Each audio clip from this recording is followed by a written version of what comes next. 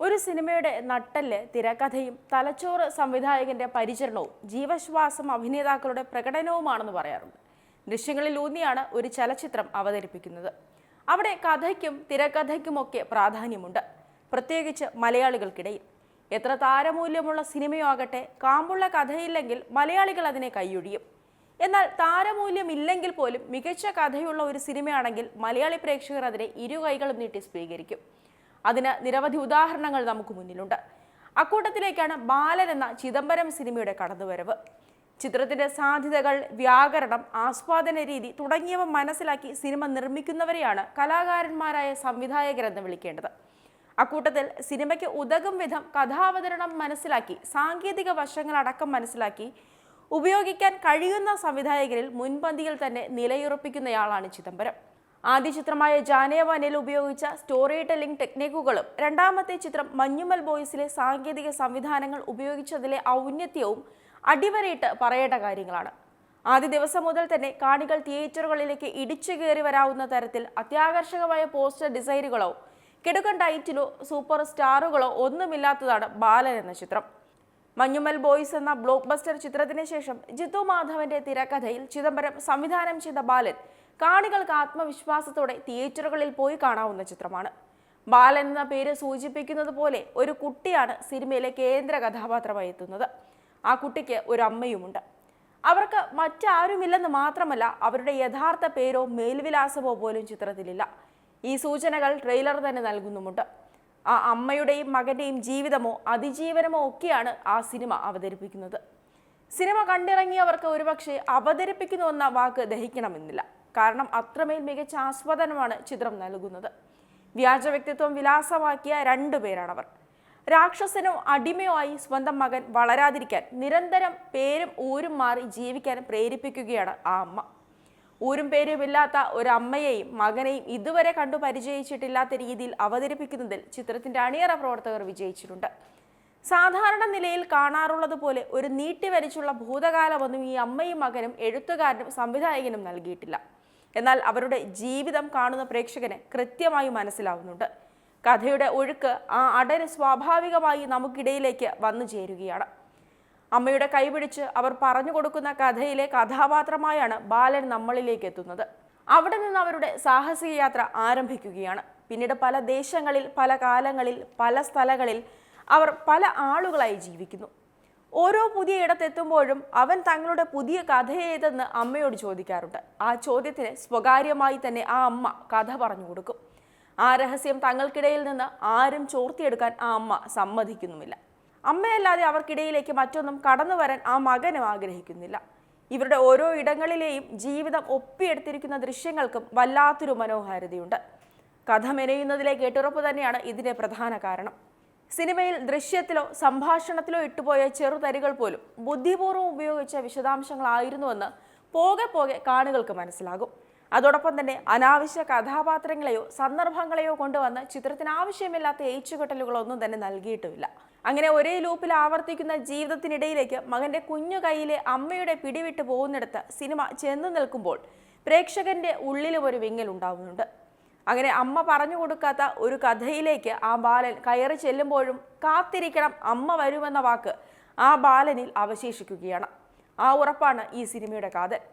ചിദംബരത്തിന്റെ ആദ്യ 2 സിനിമകളുടെയും സംഭവ പരമ്പരകൾ മുഴുവനും ഏതാനും മണിക്കൂറുകളിലോ ദിവസങ്ങളിലോ അവസാനിക്കുന്നതാണ്. എന്നാൽ ഈ ചിത്രത്തിൽ അതൊരു നീണ്ട കാലമാണ്. പല പേരിൽ പല കഥകളിൽ ജീവിച്ച അമ്മയും മകനും ഒരു തലത്തിലേക്ക് എത്തുമ്പോൾ പല വഴിയായി അലയുകയാണ്. ഒരിക്കലും അവന് അമ്മയുള്ള സ്ഥലത്തേക്ക് എത്തിച്ചേരാൻ സാധിക്കുന്നില്ലെന്ന് മാത്രമല്ല, അതിനിടയിൽ അവൻ പുതുതായി ഒരു ജീവിതവും തുടങ്ങുകയാണ്. താൻ എന്തായി തീരരുതെന്ന് അമ്മ ആഗ്രഹിച്ചോ ആ ജീവിതമെല്ലാം അവൻ ജീവിച്ചു തീർത്തു. ഒടുവിൽ അമ്മയെ തിരികെ കിട്ടാൻ വേണ്ടി അവൻ നടത്തുന്ന അവസാന യാത്ര പ്രേക്ഷകരെ സീറ്റിന്റെ തുമ്പത്തേക്ക് കൊണ്ടിരുത്തുന്നുണ്ട്. ഫർസാന പാലത്തിങ്കലാണ് സിനിമയിലെ അമ്മവേഷം കൈകാര്യം ചെയ്തത്. കഥാപാത്രത്തിന്റെ യഥാർത്ഥ പേരെന്താണെന്ന് അറിയാത്തതിനാൽ തന്നെ അമ്മ എന്ന കഥാപാത്രം എന്ന് തന്നെ വിശേഷിപ്പിക്കാം. ആദിശേഷൻ KR, മുഹമ്മദ് സിനാൻ എന്നിവർ 2 വ്യത്യസ്ത പ്രായങ്ങളിൽ ബാലന്റെ കഥാപാത്രവും അവതരിപ്പിക്കുന്നുണ്ട്. ഇവിടെയും യഥാർത്ഥ പേരറിയാത്തതിനാൽ ബാലൻ എന്ന പ്രയോഗം തന്നെ ഉപയോഗിക്കാം. ഇവരുടേത് പ്രകടനമാണെന്ന് ഒരു തരത്തിലും ഒരു സീനിലും പറയാനുമാവില്ല. കാരണം അത്രമേൽ മനോഹരമായി തന്നെ ഇവർ ആ കഥയിൽ ജീവിക്കുകയാണ്. വളരെ മിനിമലായ അവരുടെ കഥാപാത്രങ്ങൾക്ക് അവരുടെ കണ്ണുകളാണ് ജീവൻ നൽകുന്നത്. കഥാപാത്രത്തിന്റെ ഉള്ളുലയുന്നത് കണ്ണുകളിൽ അറിയാൻ സാധിക്കും. ചിത്രത്തിന്റെ കാസ്റ്റിംഗ് ഡയറക്ടർ ഗണപതി ഇവിടെ പ്രത്യേക കയ്യടി അർഹിക്കുന്നുണ്ട്. ഇത്ര ചേർച്ചയോടെ കഥാപാത്രങ്ങൾക്ക് ചേരുന്ന അഭിനേതാക്കളെ എങ്ങനെ കണ്ടെത്തിയെന്ന് പ്രേക്ഷകർ അത്ഭുതപ്പെട്ടു പോകും. കഥാപാത്രങ്ങളെ അനുഭവപ്പെടുത്തുന്നതിൽ ഏറ്റവും പ്രധാനപ്പെട്ട ഘടകം തന്നെയാണ് കാസ്റ്റിംഗ്. ഏതാനും വർഷങ്ങളായി കാസ്റ്റിംഗിൽ പല ചലച്ചിത്ര പ്രവർത്തകരും പിടിപ്പത് പണിയെടുക്കുന്നുണ്ട്. കണ്ടു പരിചയമുള്ള മുഖങ്ങളൊക്കെ ഈ സിനിമയിൽ ഉണ്ടെങ്കിൽ പോലും പ്രധാന കഥാപാത്രങ്ങളെ അവതരിപ്പിച്ചവർ മുതൽ ഏതാനും രംഗങ്ങളിൽ മാത്രമായി വന്നു പോയവരടക്കം നിരവധി പുതിയ അഭിനേതാക്കളോ നേരത്തെ ചുരുക്കം സിനിമകളിൽ മാത്രം അഭിനയിച്ചവരും ഉണ്ട്. പക്ഷേ സിനിമയ്ക്ക് ഉതകുന്ന വിധം ഓരോരുത്തരും വാർത്തെടുക്കപ്പെട്ടിട്ടുണ്ട് എന്നതാണ് ഇതിലേറ്റവും നിർണായകം. ആദിശേഷന്റെ നിഷ്കളങ്കമായ മുഖവും ദുരൂഹത നിറയ്ക്കുന്ന ഫർസാനയുടെ മുഖവും ഷൈജു ഖാലിദിന്റെ ഫ്രെയിമുകളിൽ പ്രകടമാണ്.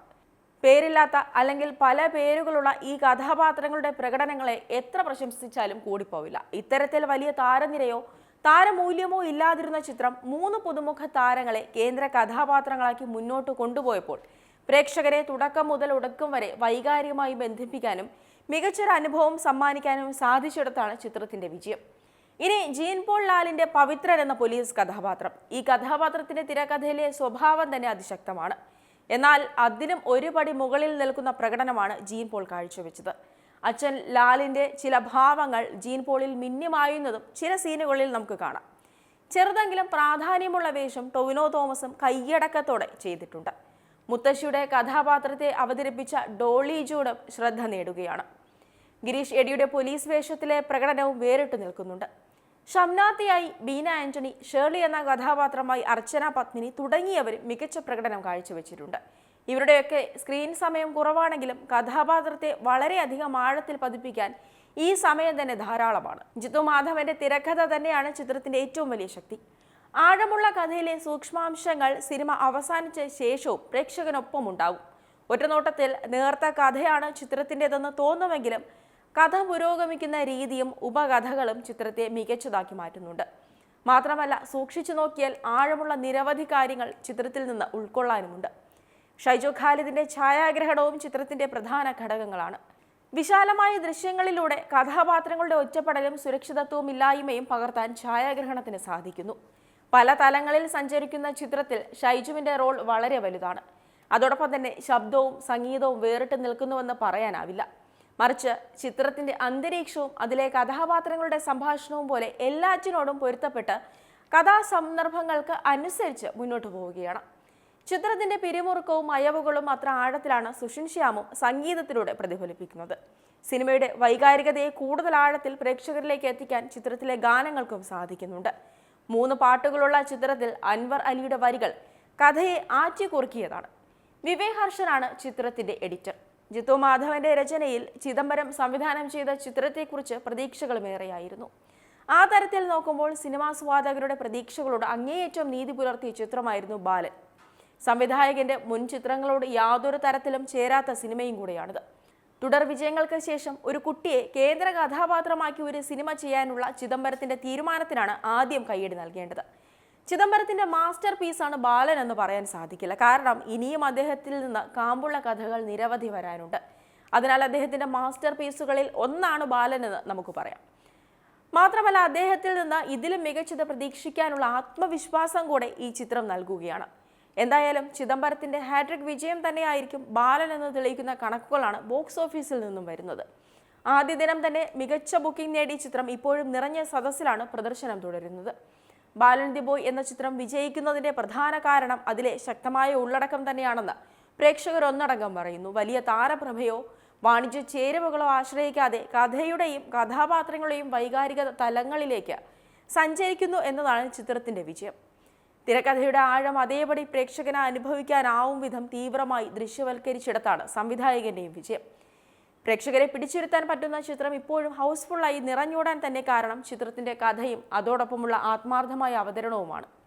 മികച്ച പ്രകടനങ്ങളും പക്വമായ തിരക്കഥയും സാങ്കേതിക മികവും ചേർന്ന ബാലൻ ദി ബോയ് സമീപകാല മലയാള സിനിമയിലെ ഏറ്റവും ശ്രദ്ധേയമായ അനുഭവങ്ങളിലൊന്നായി മാറുകയാണ്.